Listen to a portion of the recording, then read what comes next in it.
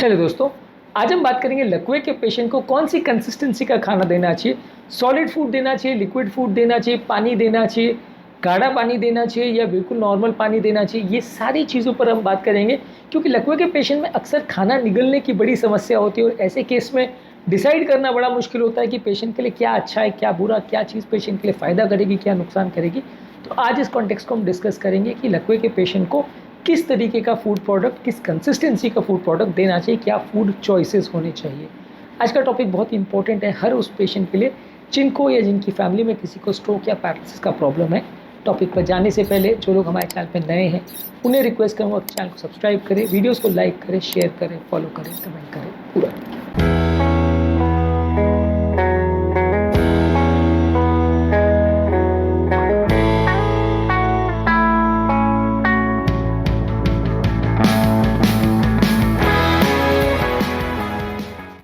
सबसे पहले तो ये समझिए कि अगर किसी व्यक्ति को कोई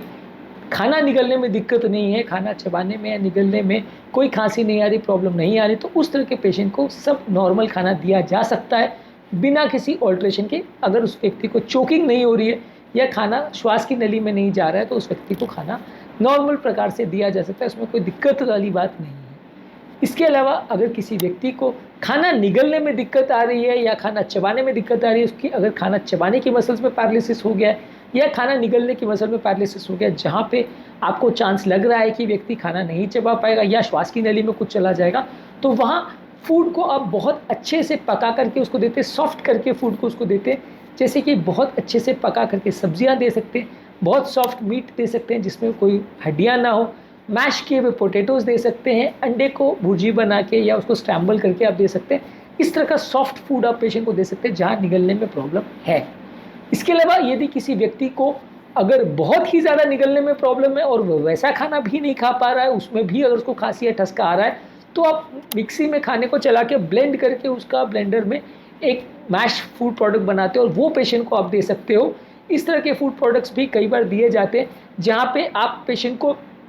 ब्लेंडर में खाना में चला के उसका एक प्यूरी बना देते हैं और या एक पुडिंग जैसी कंसिस्टेंसी बना देते हैं, वहाँ पे आप पेशेंट को देते हैं जहाँ पे पेशेंट सेफली खाना को नहीं चबा सकता। पर ये खाने को देने से पहले भी आपको पेशेंट को देखना पड़ेगा कि ये खाने को भी वो प्रॉपरली निगल पा रहा है नहीं और ये खाना उसकी श्वास की नली वगैरह में तो नहीं जा रहा है, क्योंकि इस तरह का खाना वैसे तो पेशेंट को निगलने की या चबाने की कोई ज़रूरत नहीं पड़ती क्योंकि ऑलरेडी आपने उसको मैश कर दिया है, उसको डाइजेस्ट करने में भी दिक्कत नहीं आएगी। लेकिन कई बार ये डर होता है कि श्वास की नली में ना चला जाए, तो इसके लिए खाना चबाते समय या निगलते समय आपको ध्यान रखने की आवश्यकता है कि खाना श्वास नली में तो नहीं जा रहा है।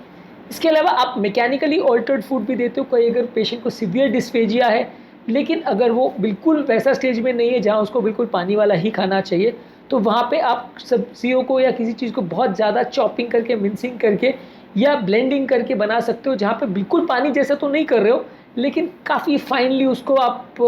कट करके वैसे तरह से पेशेंट को दे रहे हो जहाँ बहुत ज़्यादा तो आपको नहीं चबाना पड़े लेकिन हाँ उसकी कंसिस्टेंसी लगभग सेमी सॉलिड फूड जैसा या बिल्कुल सॉफ्ट फूड जैसा हो जाए। यानी ये एक बीच की स्टेज है जहाँ बिल्कुल पानी बना दिया आपने, उसके कंपैरिजन में सॉलिड फूड के कंपैरिजन में ये एक बीच का स्टेज है जहाँ पे आपने बहुत महीन काट दिया खाने को और वहाँ पे आप पेशेंट को दे रहे हो। ये आपको स्टेज वाइज डिसाइड करना पड़ेगा कि किस व्यक्ति को कैसा खाना है। जो व्यक्ति को बिल्कुल डिस्फेजिया नहीं है उसको पूरा सॉलिड फूड दीजिए, जो व्यक्ति को बहुत ज़्यादा डिस्फेजिया है उसको पूरा पीस करके दीजिए, और इन दोनों के बीच में जो व्यक्ति उसको सॉफ्ट खाना दे सकते हैं या और ज़्यादा काट काट के उसको और महीन करके खाना दे सकते हैं, कितना वो चबा पा रहा है, कितना खा पा रहा है उसके हिसाब से। इसके अलावा कुछ व्यक्तियों को ऐसा भी प्रॉब्लम होता है जहाँ वो पानी को नहीं निगल सकते हैं, पानी निगलने में भी वो श्वास की नली में जाने का रिस्क रहता है, तो वहाँ पे पानी को थिक करने की ज़रूरत होती है क्योंकि वहाँ पे अगर सिर्फ आप पानी देते हो तो श्वास की नली में जाने का और एस्पिरेशन होने का चांस ज़्यादा रहता है। तो वहाँ आप पानी को कमर्शियल थिकनर्स जैसे स्टार्च और गम को डाल करके उस फ्लूइड की कंसिस्टेंसी को थोड़ा थिक करते हैं ताकि वो चबाने में कंपैरेटिवली आसान रहे या निगलने में कंपैरेटिवली आसान रहे और वो श्वास की नली में ना जाए। इस हिसाब से आप फूड को प्लान करते हो। तो बेसिकली हर तरह के पेशेंट को क्या खाने में दिक्कत हो रही है और क्या नहीं खाने में दिक्कत हो रही है, कितना वो चबा पा रहा है, कितना निगल पा रहा है, क्या उसके श्वास की मसल्स की कंसिस्टेंसी और लकवा हुए कितना दिन हो गया, ये सब चीज़ें डिसाइड करेंगी कि कौन सी कंसिस्टेंसी का खाना लकवे के पेशेंट को दिया जाएगा। एक स्टैंडर्ड फूड रेजिमेंट सबके लिए फॉलो नहीं होता, सबको सॉलिड दिया या सबको लिक्विड दिया, सबको मिक्सी में पीस के दिया, वैसा नहीं होता। आपको हिट एंड ट्रायल भी करके देखना पड़ता है कि ये आपने खाना दे के देखा पेशेंट